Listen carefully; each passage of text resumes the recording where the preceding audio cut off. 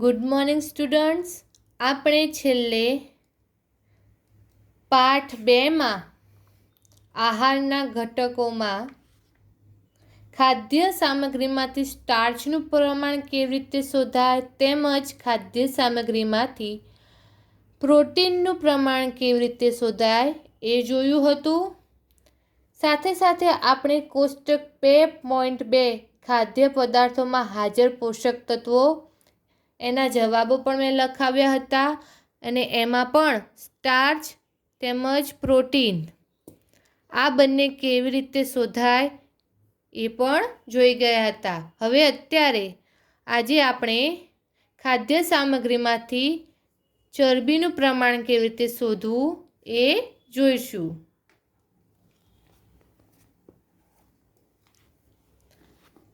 તો અહીં આપણને આપ્યું છે ચરબી માટેનું પરીક્ષણ. તો એમાં લખે છે ખાદ્ય સામગ્રીની અલ્પ માત્રા લો.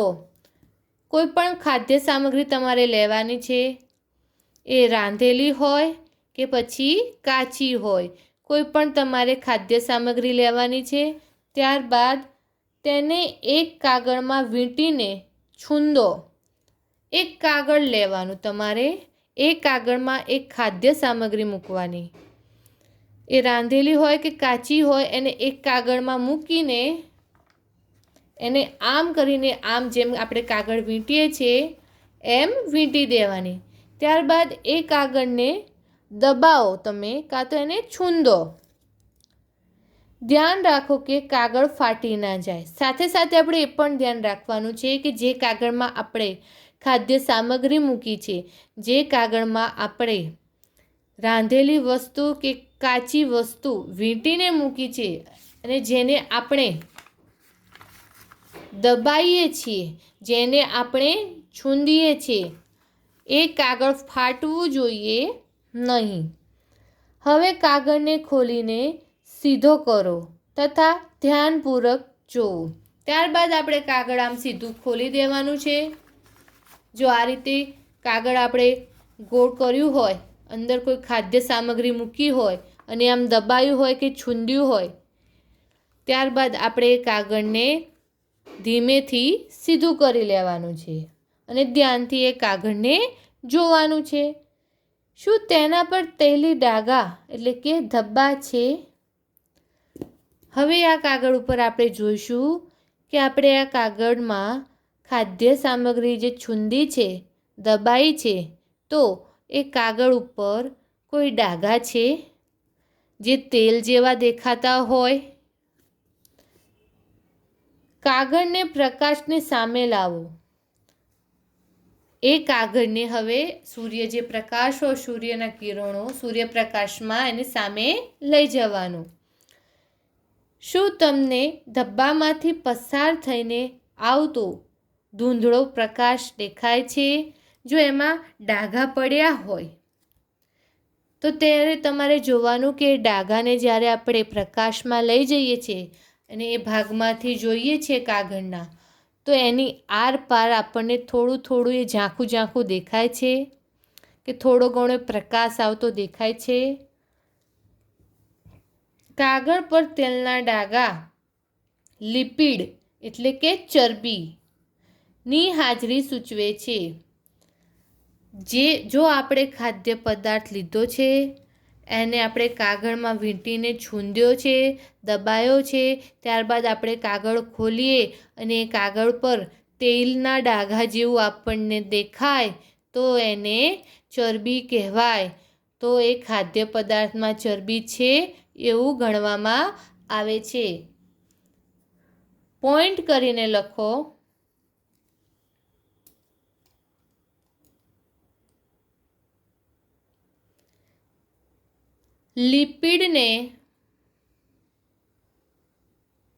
લિપિડને બીજા કયા નામે ઓળખવામાં આવે છે? બીજા કયા નામે ઓળખવામાં આવે છે? જવાબમાં લખો ચરબી. હવે આગળ, ખાદ્ય પદાર્થ, ખાદ્ય સામગ્રીમાં ક્યારેક પાણીની હાજરી પણ હોઈ શકે છે. જરૂરી નથી કે તમે જે ખાદ્ય પદાર્થને કાગળમાં વીંટીને દબાયો છે, કાગળમાં વીંટીને છૂંદ્યો છે, એ ખાદ્ય પદાર્થમાંથી તેલ જ છૂટું પડે. ઘણા એવા ખાદ્ય પદાર્થો પણ હોય કે જેમાંથી પાણી પણ છૂટું પડી શકે છે. આ સ્થિતિમાં આ પદાર્થોને કાગળ પર ધીમે ધીમે ઘસો તથા થોડા સમય માટે કાગળને સૂકવી દો. જ્યારે આપણે કોઈ પણ ખાદ્ય પદાર્થ, ખાદ્ય સામગ્રી કાગળમાં છૂંદીએ અને કાગળને ડાઘા પડે ત્યારે આપણને ખબર કેવી રીતે પડે કે આ જે ડાઘો પડ્યો છે એ ખાદ્ય પદાર્થમાં રહેલા તેલનો ડાઘો છે, ખાદ્ય પદાર્થમાં રહેલા ચરબીનો ડાઘો છે કે પછી ખાદ્ય પદાર્થમાંથી નીકળેલા પાણીનો ડાઘો છે. તો તમારે શું કરવાનું? જે ડાઘો પડ્યો હોય એને ધીમે ધીમે ઘસવાનો અથવા તો એને તડકામાં મૂકી દેવાનો કે ક્યાંક પંખા નીચે તમારે મૂકી દેવાનો અને એ કાગળને સૂકવી દેવાનો. જો એ કાગળ ઉપરથી એ કાગળને સૂકવવાથી કે કાગળ ઉપર ઘસવાથી એ ડાઘો જતો રહે તો સમજી લેવું કે એ ખાદ્ય પદાર્થમાં, એ ખાદ્ય સામગ્રીમાં પાણીનું પ્રમાણ છે, ચરબીનું પ્રમાણ નથી. પરંતુ એ કાગળને આપણે ઘસીએ છીએ, એ કાગળને આપણે સૂકવીએ છીએ, છતાં એ ડાઘો જતો નથી. તો એવું સમજવાનું કે એ ખાદ્ય પદાર્થમાં, એ ખાદ્ય સામગ્રીમાં લિપિડ એટલે કે ચરબીનું પ્રમાણ રહેલું છે.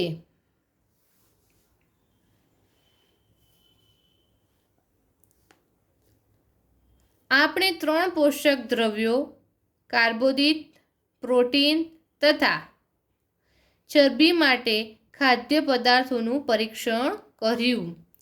આપણે ગયા લેક્ચરમાં આપણે કાર્બોદિત અને પ્રોટીન માટે એટલે કે સ્ટાર્ચ અને પ્રોટીન માટેનું પરીક્ષણ જોયું હતું અને આજના લેક્ચરમાં આપણે ચરબી માટેનું પરીક્ષણ જોયું. વિટામિન તથા ખનિજ ક્ષાર જેવા અન્ય પોષક દ્રવ્યો પણ આપણા વિભિન્ન ખાદ્ય પદાર્થોમાં હાજર હોય છે. આપણે જે ખોરાક લઈએ છીએ, આપણે જે પણ કંઈ ખાઈએ છીએ એમાં ખાલી કાર્બોદિત, સ્ટાર્ચ, પ્રોટીન કે ચરબીનું પ્રમાણ નથી હોતું. એની સાથે સાથે એમાં વિટામિન તથા ખનિજ ક્ષારોનું પણ પ્રમાણ રહેલું હોય છે. આ બધા પોષક દ્રવ્યોની આપણને શા માટે આવશ્યકતા રહેલી છે? હવે આગળ આપણે જોઈશું. 2.2 વિવિધ પોષક દ્રવ્યો આપણા શરીર માટે શું કાર્ય કરે છે? પોષક દ્રવ્યો એટલે જેવા કે વિટામિન, ખનિજ ક્ષાર, કાર્બોદિત, ચરબી, આ બધા જે હોય છે, આ બધા જે પોષક દ્રવ્યો છે એ આપણા શરીર માટે શું કાર્ય કરે છે? તો કે કાર્બોદિત મુખ્યત્વે આપણા શરીરને શક્તિ પ્રદાન કરે છે. જે કાર્બોદિત હોય એને આપણે ખોરાક તરીકે ઉપયોગ લઈએ છીએ, એનું કાર્બોદિત પદાર્થોને આપણે ગ્રહણ કરીએ છીએ તો તેમાંથી આપણા શરીરને શક્તિ મળી રહે છે. તો પોઈન્ટ કરીને લખો,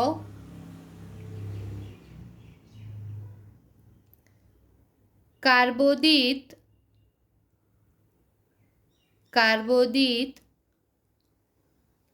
મુખ્યત્વે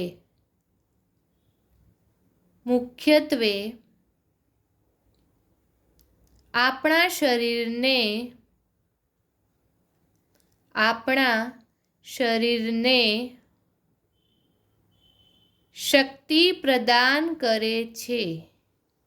શક્તિ પ્રદાન કરે છે. જો તમને સવાલમાં એમ પૂછે કે કાર્બોદિત આપણા શરીરને શું પ્રદાન કરે છે તો તમારે જવાબમાં લખવાનું કાર્બોદિત મુખ્યત્વે આપણા શરીરને શક્તિ પ્રદાન કરે છે. ચરબીથી પણ શક્તિ પ્રાપ્ત થાય છે. વાસ્તવિકતા એ છે કે સમાન જથ્થાના કાર્બોદિતની સરખામણીમાં ચરબીમાંથી વધુ ઉર્જા પ્રાપ્ત થાય છે. અહીંયા એવું છે કે જે કાર્બોદિત પદાર્થો હોય એના કરતાં પણ વધારે ચરબી, વધારે ઉર્જા, વધારે શક્તિ એ આપણે ચરબીયુક્ત જે ખાદ્ય પદાર્થો હોય છે એમાંથી પ્રાપ્ત થાય છે. ચરબી અને કાર્બોદિત યુક્ત ખોરાકને ઉર્જા આપવાવાળા ખોરાક પણ કહે છે. પોઈન્ટ કરીને લખો. ચરબી અને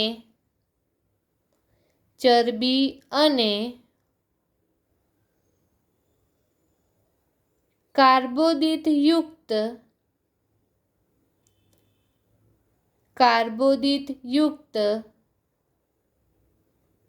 ખોરાકને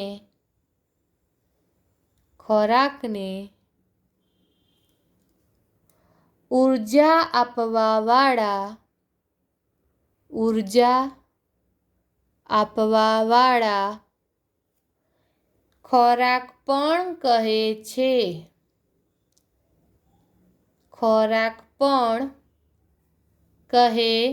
છે. તમને પરીક્ષામાં એમ પૂછાય કે કેવા ખોરાકને ઉર્જા આપવાવાળા ખોરાક કહેવામાં આવે છે, તો તમારે જવાબમાં લખવાનું ચરબી અને કાર્બોદિત યુક્ત ખોરાકને ઉર્જા આપવાવાળા ખોરાક કહેવામાં આવે છે. હવે તમે અહીંયા ધ્યાનથી જુઓ, તમારી ચોપડીમાં કેટલાક કાર્બોદિતના સ્ત્રોતો અને કેટલાક ચરબીના સ્ત્રોતો આપેલા છે. તો કાર્બોદિતના જે સ્ત્રોતો આપણને આપેલા છે તો એમાં કયા કયા આપ્યા છે? તો કે બાજરો, એટલે કે આપણે જેને બાજરી કહીએ છીએ એ, ચોખા, ઘઉં, શક્કરિયા, બટાકા, શેરડી, પપૈયું, તરબૂચ, કેરી, મકાઈ.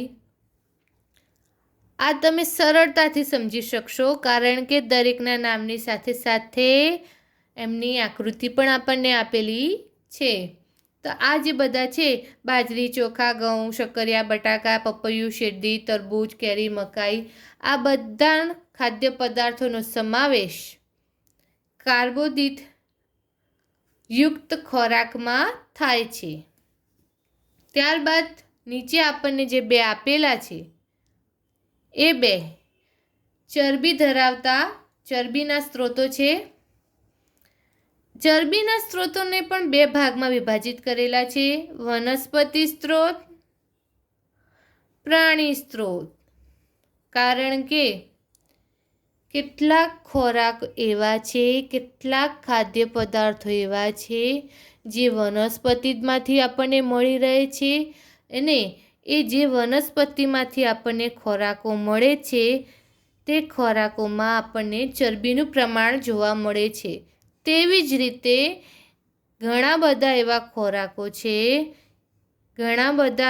ખોરાકો છે કે જે આપણને પ્રાણીઓ દ્વારા પ્રાપ્ત થાય છે, જેમ કે છે દૂધ, પનીર, માખણ, દહીં, ઈંડા, માંસ, મચ્છી. આ બધા જે પ્રાણીમાંથી આપણને જે ખોરાકો પ્રાપ્ત થાય છે, જે ખાદ્ય પદાર્થો પ્રાપ્ત થાય છે, એ ખાદ્ય પદાર્થોમાં પણ આપણને ચરબીનું પ્રમાણ મળી રહે છે. તો જુઓ, વનસ્પતિ સ્ત્રોતોમાં આપણને કયા કયા બતાવ્યા છે અહીંયા? તો કે સરસવનું તેલ, સૂર્યમુખીનું તેલ, નાળિયેરનું તેલ, સોયાબીનનું તેલ, મગફળી, બદામ, તલ. આ બધા જે વનસ્પતિમાંથી પ્રાપ્ત થાય છે એ બધામાંથી આપણને ચરબીનું પ્રમાણ મળી રહે છે.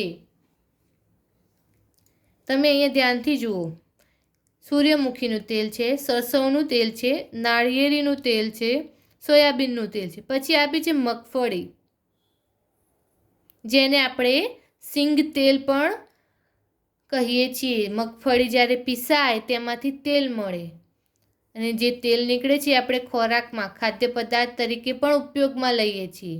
એ જ રીતે બદામ, બદામમાં પણ ચીકાશ રહેલી જોવા મળે છે. પછી છે તલ. તો કે તલ પણ આપણે ઘણીવાર તલનું પણ તેલ જોયું હોય છે, નામ આપણે સાંભળ્યું હોય છે કે તલનું તેલ, અને તલમાં પણ તમને ચીકાશ રહેલી જોવા મળશે. નીચે આપણને આપ્યા છે પ્રાણી સ્ત્રોત. એવા પ્રાણી સ્ત્રોત કે જેમાંથી આપણને ચરબી મળી રહે છે. તો એમાં કયા કયા આપે છે? તો કે માંસ, માછલી, ઈંડા, ઘી, દૂધ, મલાઈ, માખણ. એ ટૂંકમાં દૂધમાંથી બનતી દરેક આઈટમ, દરેક પ્રોડક્ટ, દૂધમાંથી જે વસ્તુ બને, ચાહે ઘી હોય, માખણ હોય, મલાઈ હોય, પનીર હોય, ચીઝ હોય, તેમજ માછલી, એ આપણને પ્રાણીમાંથી જ મળે, માછલી, પછી ઈંડા, પછી માંસ. આ જે બધા આપ્યા છે એ આપણને પ્રાણી સ્ત્રોતો આપ્યા છે કે જેમાંથી આપણને ચરબીનું પ્રમાણ મળી રહે છે. હવે આપણને પાછળ આપ્યા છે પ્રોટીનના કેટલાક સ્ત્રોત. આગળ આપણે જોયા એ હતા ચરબીના સ્ત્રોત. હવે આપણે જે જોઈશું એ છે પ્રોટીનના સ્ત્રોત. તો એને પણ બે ભાગમાં વિભાજિત કરવામાં આવ્યું છે, વનસ્પતિજન્ય સ્ત્રોત અને પ્રાણીજન્ય સ્ત્રોત. બરાબર. તો વનસ્પતિજન્ય સ્ત્રોતમાં કયા કયા આપણને આપ્યા છે? તો કે ચણા, મગ, તુવેર દાળ, વાલ, સોયાબીન, વટાણા. અને પ્રાણીજન્ય સ્ત્રોતમાં આપણને કયા કયા આપ્યા છે? તો કે માંસ, માછલી, પનીર, ઈંડા. બરાબર. હવે તમે ઈંડામાં જુઓ, જે આ ઈંડા હોય એમાંથી આપણને પ્રોટીન મળે છે, પરંતુ ઈંડાની અંદર જે પીળા કલરનો ભાગ રહેલો છે તેમાંથી આપણને ચરબી મળે છે.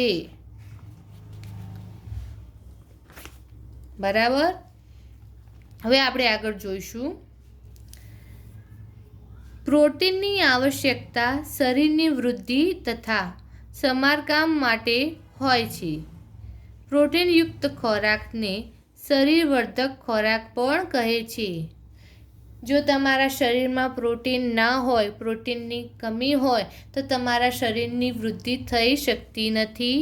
થાય છે તો પણ થોડી ઓછી થાય છે. સાથે સાથે જો તમને વાગ્યું હોય અને જલ્દી રિકવરી ના આવે તો તમારે સમજી લેવાનું કે તમારા શરીરમાં પ્રોટીનની કમી છે, તમારા શરીરમાં પ્રોટીનની ઉણપ છે. તો પોઈન્ટ કરીને લખો, પ્રોટીનની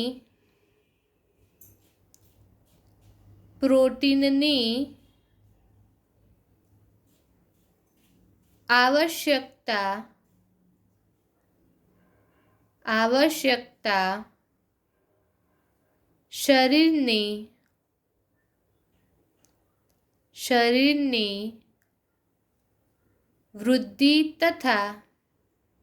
શરીરની વૃદ્ધિ તથા સમારકામ માટે હોય છે.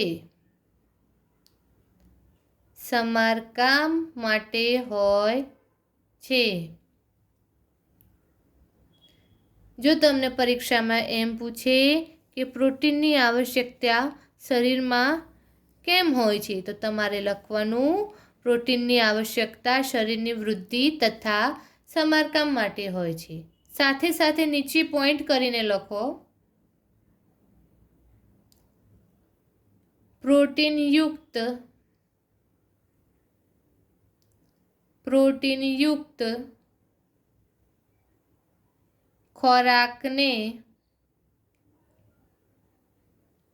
ખોરાકને શરીરવર્ધક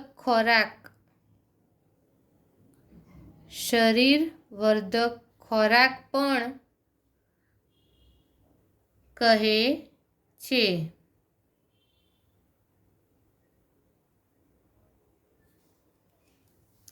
જો તમને ખાલી જગ્યામાં એમ પૂછે કે પ્રોટીનયુક્ત ખોરાકને ખાલી જગ્યા પણ કહે છે તો તમારે જવાબમાં લખવાનું શરીરવર્ધક ખોરાક. ત્યારબાદ છે વિટામિન શરીરને રોગોથી રક્ષણ આપે છે. વિટામિન આપણી આંખ, હાડકાઓ, દાંત અને પેઢાને સ્વસ્થ રાખવામાં મદદ કરે છે. ફરી પોઈન્ટ કરીને લખો નીચે. વિટામિન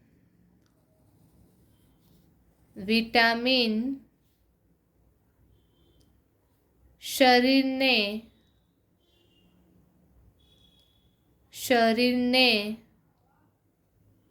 રોગોથી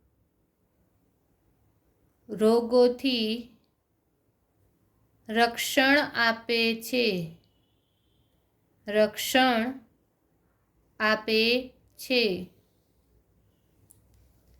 તમને MCQમાં વિકલ્પોમાં એમ પૂછે કે આપેલ પૈકી કોણ શરીરને રોગોથી રક્ષણ આપે છે, પછી તમને નીચે ઓપ્શનો આપ્યા હોય, પહેલું કે પ્રોટીન, બીજું કે વિટામિન, ત્રીજું કે કાર્બન ને ચોથું કે ચરબી, તો જવાબ આવે બીજું, વિટામિન. અને જે વિટામિન હોય છે એ શરીરને રોગોથી રક્ષણ તો આપે જ છે, સાથે સાથે જે આપણી આંખો હોય, આપણા દાંત હોય, પછી આપણા દાંત નીચે પેઢા હોય, પછી હાડકાં હોય, આ બધાને સ્વસ્થ રાખવામાં પણ મદદરૂપ છે. વિટામિન ઘણા પ્રકારના હોય છે જેને અલગ અલગ નામથી ઓળખવામાં આવે છે. તમે જ્યારે બીમાર પડો છો ત્યારે તમને ડૉક્ટર એમ કહે છે કે આનામાં વિટામિન એની ઉણપ છે, આમાં વિટામિન ડીની ઉણપ છે, આમાં વિટામિન ઈની ઉણપ છે. એટલે કે વિટામિનના પણ અલગ અલગ પ્રકારો છે. તેમાંથી કેટલાક vitamin A, vitamin C, vitamin D, vitamin E અને વિટામિન કેના નામથી ઓળખવામાં આવે છે. આ ઉપરાંત વિટામિનનો એક સમૂહ છે જેને વિટામિન બી કોમ્પ્લેક્સ કહે છે.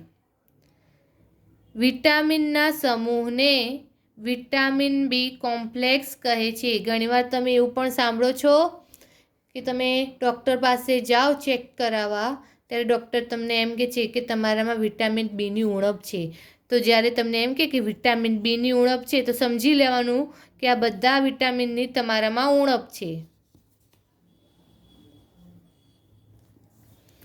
વિટામિનોની અલ્પ માત્રામાં આવશ્યકતા રહેલી હોય છે. વિટામિન એ આંખો તથા ત્વચાને તંદુરસ્ત રાખે છે. હવે હું જે બોલું એ પોઈન્ટ કરીને લખતા જાઓ. પહેલા પોઈન્ટ કરો અને લખો વિટામિન એ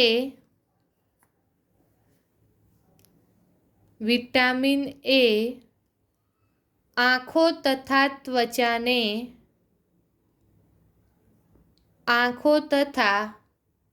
ત્વચાને તંદુરસ્ત રાખે છે.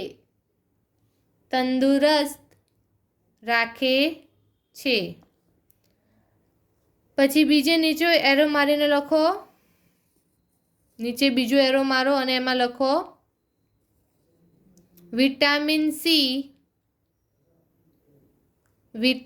સી ઘણા બધા રોગોની સામે લડત આપવામાં મદદ કરે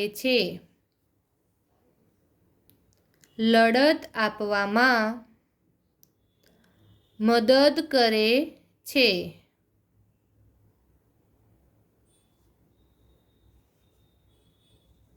લખાઈ ગયું? તો નીચે હજી એક એરો આપો અને લખો વિટામિન ડી આપણા હાડકાં તથા આપણા હાડકાં તથા દાંત માટે કેલ્શિયમનો ઉપયોગ કરવામાં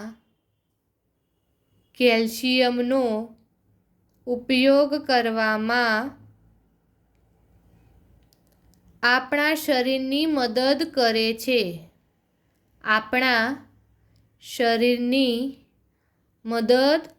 છે.